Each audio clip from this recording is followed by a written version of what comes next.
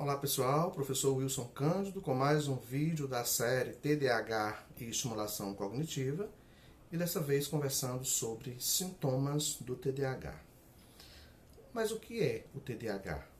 É um transtorno do déficit de atenção com hiperatividade, considerado um transtorno neurobiológico que já nasce com o sujeito, que se apresenta logo no início do seu neurodesenvolvimento. Portanto, um transtorno do neurodesenvolvimento segundo o DSM-5, de causas genéticas, ambientais ou multifatoriais, que vão aparecer logo na infância, nos primeiros anos, especialmente a partir dos 4 aos 6 anos de idade, frequentemente acompanhando o sujeito pela vida toda.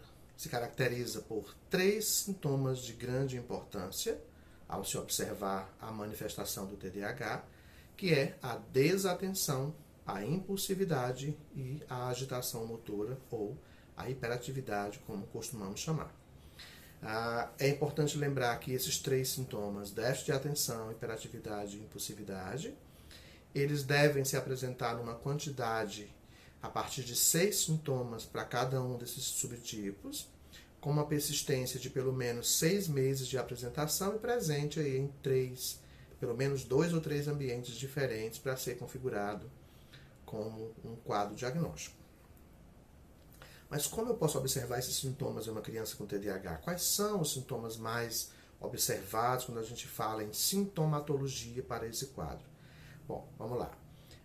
A criança é irrequieta com as mãos ou com os pés quando está sentada ou em situações que demandem que ela fique com menos agitação. Ela não para sentada, ela levanta o tempo inteiro, tendo essa dificuldade de se manter por um longo período nessa condição de quietude. Uma outra condição observada é que parece que ela está a 1000 por hora, está agitada, está o tempo inteiro elétrica, como se não conseguisse relaxar em momentos pontuais. Fala compulsivamente, fala demais e muitas vezes até interrompe os outros sem permitir que os outros falem ou tenham a oportunidade de conversar.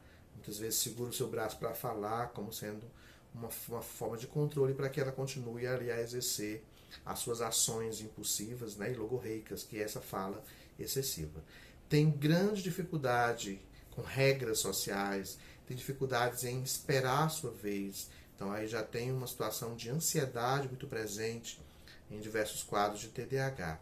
Até enquanto está brincando, está se divertindo, que é para ser uma atividade mais relaxamento, dependendo da atividade, ela continua a não conseguir relaxar, é barulhenta, ou cantarola, ou batuca, ou se mexe o tempo inteiro. Por ter dificuldades em acatar algumas regras sociais, ou em aceitar limites como perder, como frustrar, pode ser facilmente irritável, e alguns até com presença de quadros de agressividade dentro dessa irritabilidade. A limites e regras muitas vezes impostos pode causar aí essa dificuldade no controle comportamental ou freio inibitório. É desatento no mundo da lua.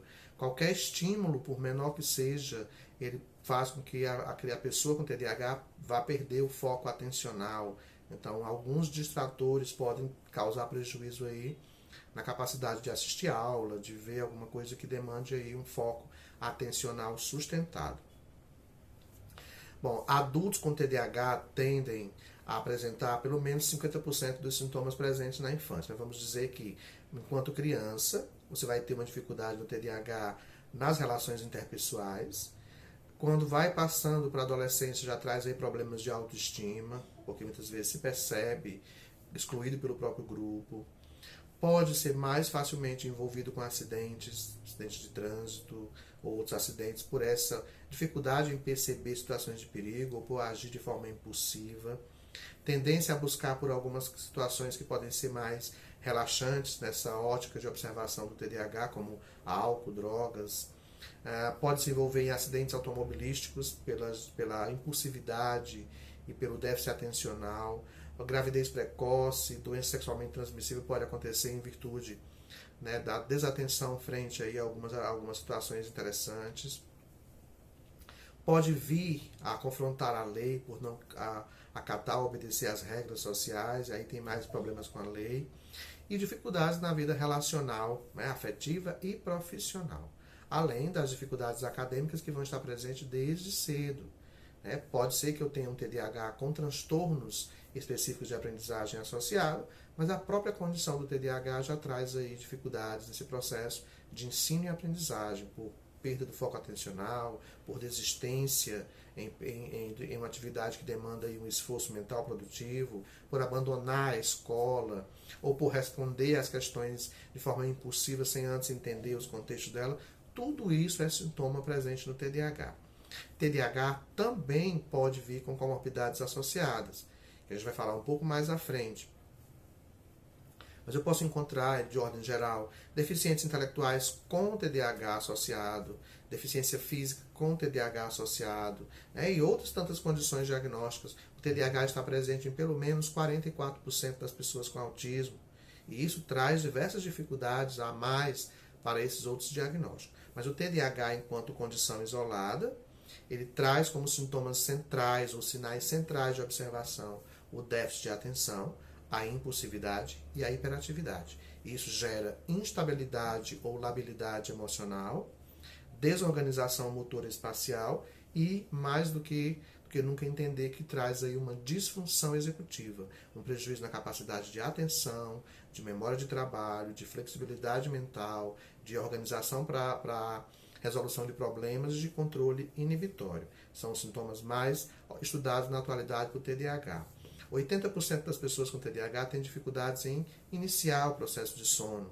Daí também a orientação para a família em relação a isso seria interessante. Além disso, dificuldades no processo ou no ritmo de aprender que a escola cobra, prejuízos na alimentação ou dificuldade ou um excesso nessa ingestão alimentar, demandam aí de outras abordagens de intervenção por trazer, associado ao TDAH, as dificuldades de linguagem, como memorização de sons de letras, atrasos de fala, nuances e prosódias da linguagem, fala rápido muitas vezes, ou apresenta disfluência verbal, lacunas no desenvolvimento e na estruturação da linguagem também pode estar presente. Algumas crianças com TDAH demoram a ter controle esfincteriano, e isso pode trazer alguns distúrbios nesse contexto aí do controle esfincteriano. Tem dificuldades em lidar com tempo e com prazo, uma tendência a deixar para depois, a procrastinar, e deixa sempre para a última hora algumas questões, por isso que muitas vezes acabam também sobrecarregando-se com tarefas, além de prejuízo em memória sequencial, como guardar regras, guardar informações importantes, rotinas, sequências de tarefas, e na vida adulta podem optar por subempregos, empregos livres, onde muitas vezes não tem uma regra pré-estabelecida.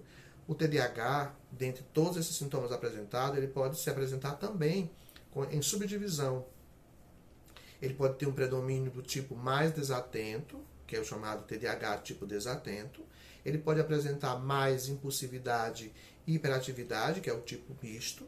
Ou ele pode ser do tipo desatento, impulsivo e hiperativo, que é o tipo combinado. É importante observar tudo isso porque, para o fechamento do diagnóstico, deve-se considerar a quantidade de sintomas, que deve ser pelo menos 6 sintomas de cada subtipo, a duração dos sintomas, que é pelo menos 6 meses de apresentação, a frequência e a intensidade dos sintomas, que se ele está presente em 2 ou 3 ambientes diferentes, a persistência dos sintomas ao longo do tempo, os prejuízos clínicos significativos a partir desses sintomas, e o entendimento aí do significado de cada sintoma para quem está fechando esse quadro diagnóstico, que demanda aí avaliação multidisciplinar, mas o fechamento do diagnóstico é pelo neuropediatra ou psiquiatra infantil, tá?